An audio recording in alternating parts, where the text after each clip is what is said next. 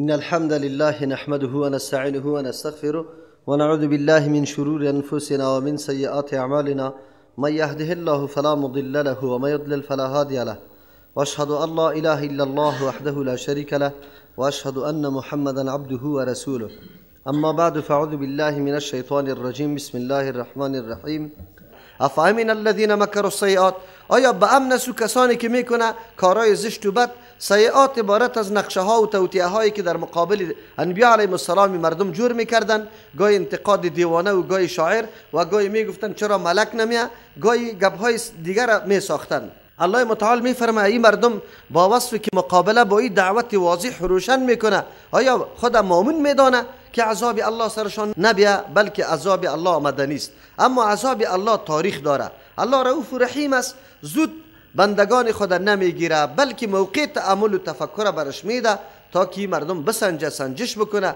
که آیا دعوت سرنوشتش اگر ما مخالفت میکنیم در کجا میرسه، عاقبت ما چه رقم میشه. از او خاطر الله متعال تمام نقشه ها و پلان های کفار بیان میکنه که این سیئات است. چرا در مقابل دعوت حق این مردم ها قیام کرده، توطئه چینی کرده، سازشا کرده. الله میگه که به امن هستن یخسف الله بهم الارض، که فرو ببره، یعنی غرق بسازه در زمین یاره. خسف امیر میگه که زمین بترقه و بکفه و مردم در او فرو بره و گم شوه، مثل که قارون امیر رقم شده بود.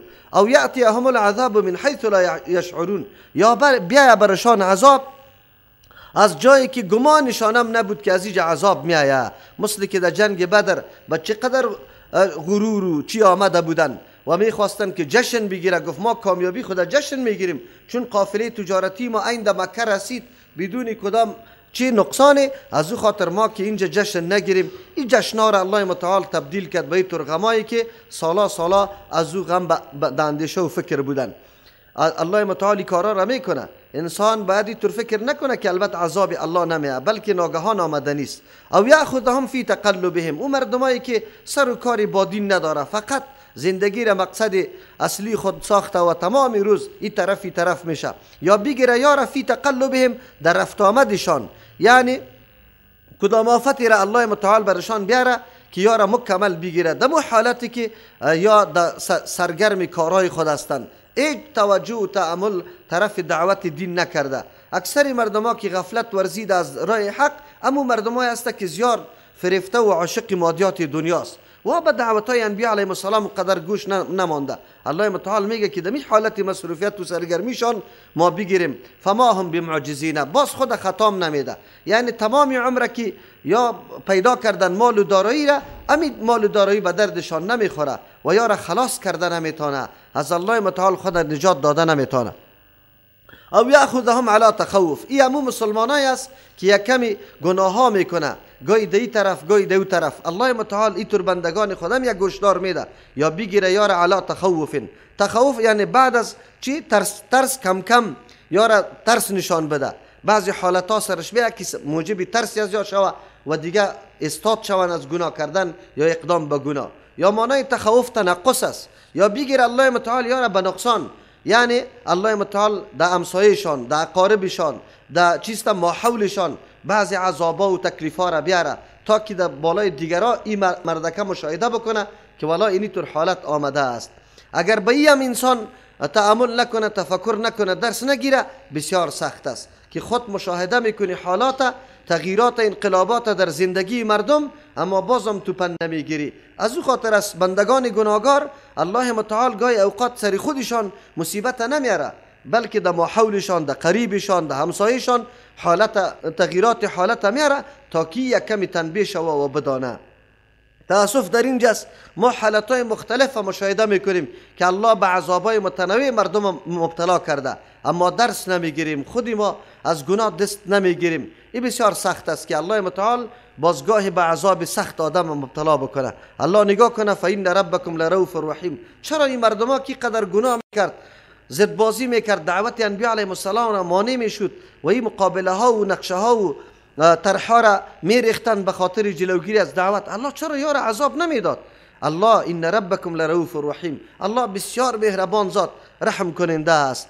از امو خاطر است که موقع برشان میده که مردم تأمل کنه، لعلهم یتفکرون که پیش گفته بود میدان تفکر برشان باز میمانه، به خاطری که در روز قیامت عذر پیش کرده نتانند که برای ما موقع میسر نشد که ما تأمل میکردیم. از امو خاطر از حالات ناگواری که در زندگی انسان سری خودش یا در ما حولش مشاهده میکنه، بعد انسان درس عظیم بگیره. ما میبینیم از اقارب خود ما کسایی که پشر در سر خود نمیماند که بشینه، میبینیم که وای آخر در کجا رسیده، روزگاری رسیده که حتی خود ایج اختیاری نداره، در تختی غسل افتاده، تو غسل برش میدی، در کدام سرحد رسید، مال دارایی زحمت محنت، امو بدو یزو چی به دردش خورده.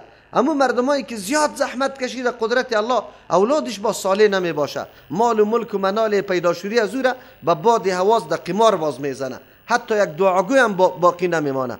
الله رحم بکنه. انسان اگر تأمل و تفکر در زندگی خود نکنه، برای تربیت نفس خود، تربیت اولاد خود، ماحول خود انسان کوشش نکنه، امی حالت ناگوار حتما دنبالش آمدنی است. الله متعال رؤوف است، موقع بر ما داده، ما از موقع استفاده نمی کنیم. رحیم است، رحم میکنه سر ما. یعنی اگر ما تا این حال درک نکردیم حقیقت، باید بعد از این درک بکنیم.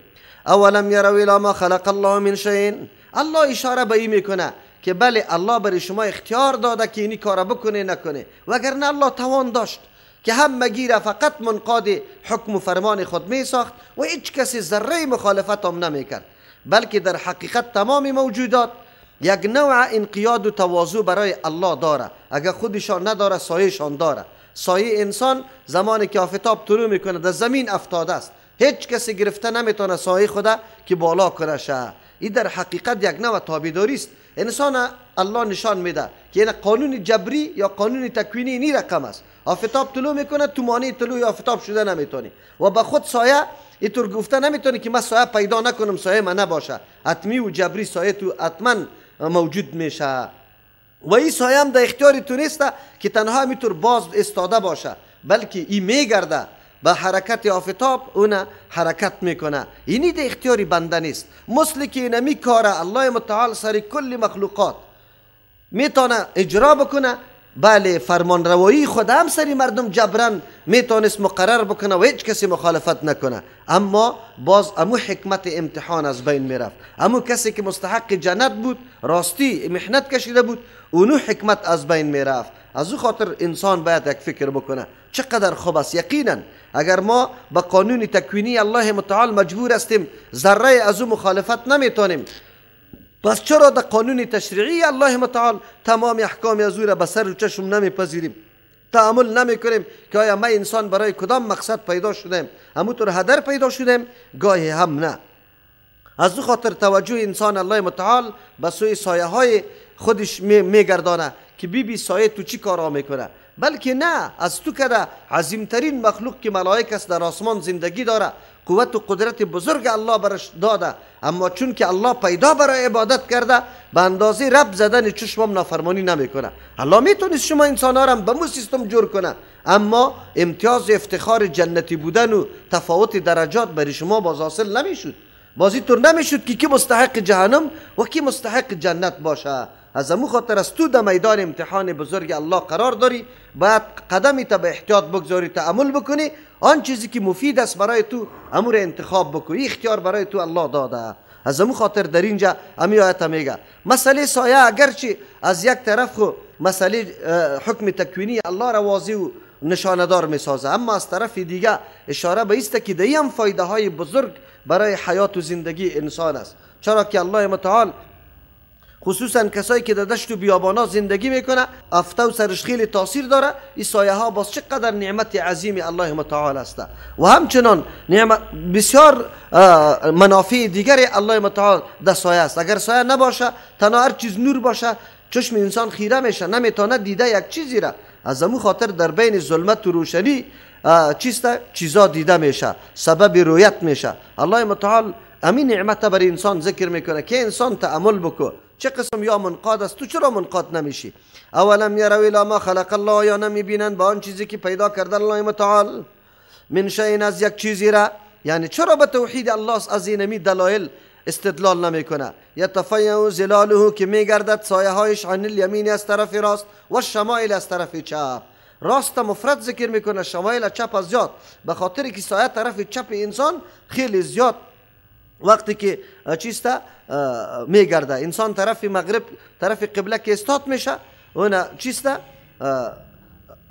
چی میشه شمایل جمع به خاطر ذکر کرده که آفتاب از طرف چپ انسان آمده رایسته و سایه او طرف راست انسان میفته. از او خاطر میگه گردش آفتاب طرف چپ است، یمین در یک حالت است.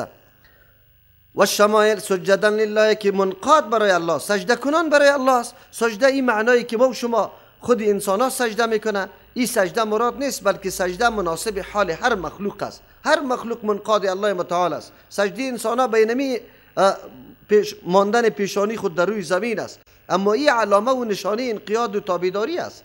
پس از او خاطر کائنات و مخلوقات الله متعال منقاد برای الله است، در افتادن سایه‌شان. و هم داخرون، در حالی که سجده کنان برای الله است، کلشان عاجزی کننده برای الله متعال است. ولله یسجد ما فی السماوات، خاص برای الله سجده میکنه آن چیزی که در آسمان است. یعنی تمام اشیا، اگر اراده داره اگر نداره، یعنی به نزد انسان او موجود زنده تلقی میشه یا نمیشه، کلش خالص برای الله منقاد و تابعدار است. کدام وظیفه‌ای که الله برای مخلوقش داده امو وظیفه را مکمل انجام میده، از آفتاب و مهتاب گرفته تا سیارات بزرگه و ادناترین مخلوقی که در روی زمین است. الله متعال به کدام مقصد که پیدا کرده مطابق قانون الله امو وظیفه خود در سر میرسانه. پس این کلش تابع نظام الله متعال است. چیزی که در آسمان هاست که ملائک است، و ما فی الارض، آن چیزی که در زمین است، من دابتین، از هر جنبنده، هر چیزی که جنبنده است شامل تمام حیوانات، پرنده ها، حشرات، نباتات کلش میشه. چرا که جنبیدن در نباتات هم است و بعضی خاص کرده برای چیزی که روح داره. والملائکه، ملائکه هم قسم سجده میکنه. و هم لا یستکبرون، می ملائک با اینمی صفت شان و مرتبش که بلند است، در مقام خیلی عالی قرار داره، تکبر نمیکنه از انقیاد و تابعداری برای الله. و هم لا یستکبرون، یا تکبر نمیکنه. علامه تکبر نمیکنه علامش چیست؟ یخافون ربهم من فوقهم، میترسن از پروردگار خود که بالایشان است. الله بالای ملائک است، قوت و قدرتش هم، لیکن الله در سر عرش است و عرش سر همه مخلوق الله فرا گرفته. از او خاطر الله فوق است. از این آیت هم دلیل بالای عزیز که الله فوق است، بالای عرش. در اینجا یک چی خوف است که خوف از الله داشته باشه، که خوف داشته باشه انسان. و یفعلون ما یؤمرون، انجام میده آن چیزی که مامور شدن. به کدام وظیفه که مامور شده او را در سر میرسانه. لا یعصون الله ما امرهم، هیچ وقت نافرمانی الله را نمیکنه در آن چیزی که مامور شده.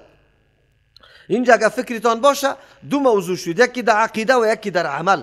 این مردم ها ملائک دو صفت داره، خوف الله در قلبشان است مربوط عقیده است، و در عمل هم امو چیزی که الله برش فرمان داده کوتاهی و سستی و تغافلی نمیکنه، و این علامه عدم استکبار است. معلوم شد که کسی در عمل موافق طریقه پیغمبر عمل نمیکنه و همچنان یا عمل از سر انجام نمیده، در این چی است؟ نقطه تکبر وجود داره. چرا که ابلیس بود که سرپیچی کرد و نکرد که فرمان الله را برده باشه. پس بندگانی که نعوذ بالله تکبر داره و سرپیچی از فرامین الله میکنه.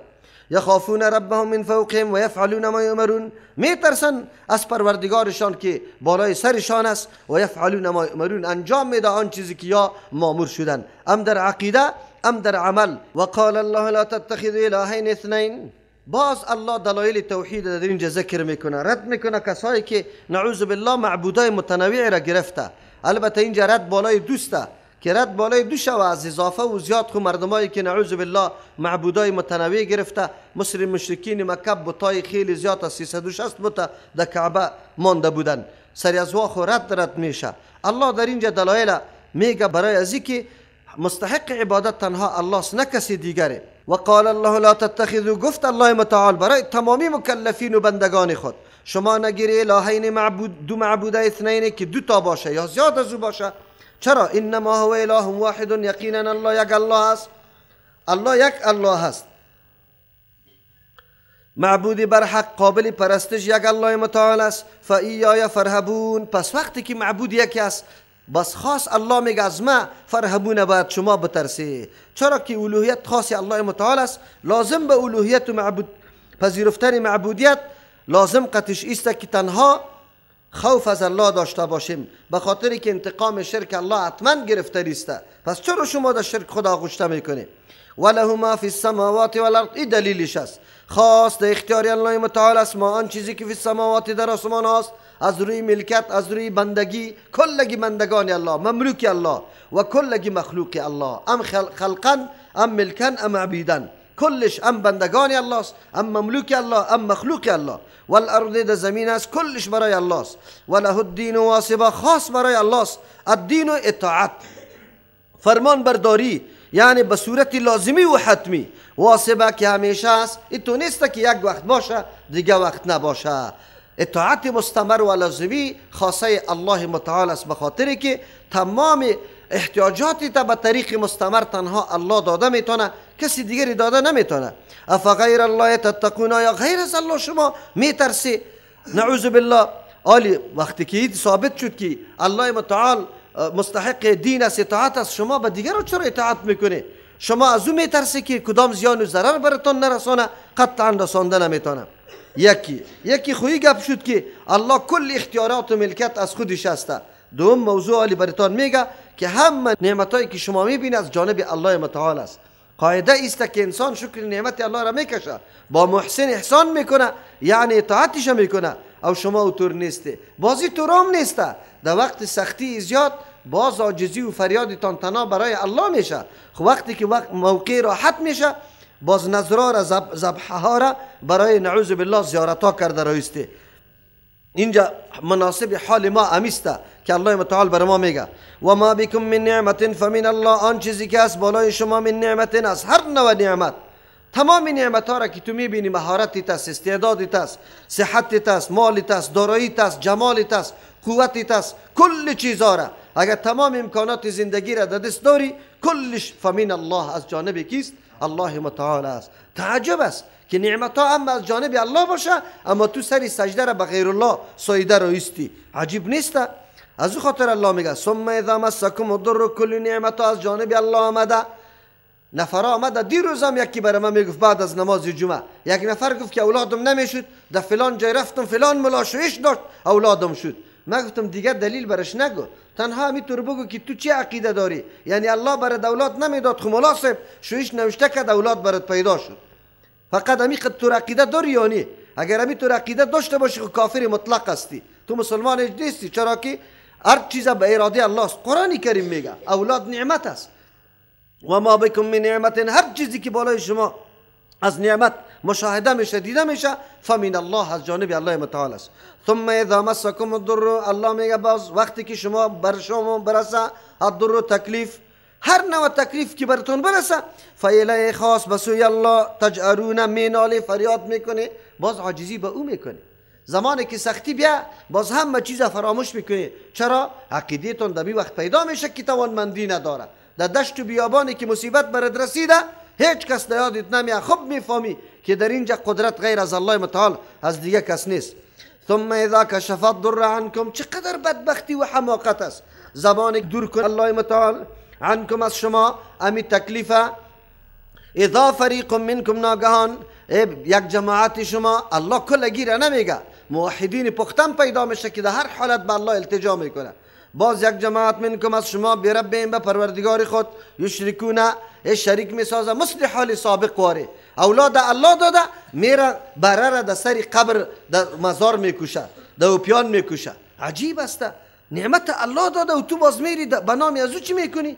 میله جور میکنه. خیرت است. والا یک مریضی ما جور شده، حالی کجا میره؟ دمی فلانی زیارت میریم، چی میکنیم؟ یک گوسفند در نظر کرده بودیم. عجیب است. یا مسلمان است، قرآن به قرآن عقیده داره.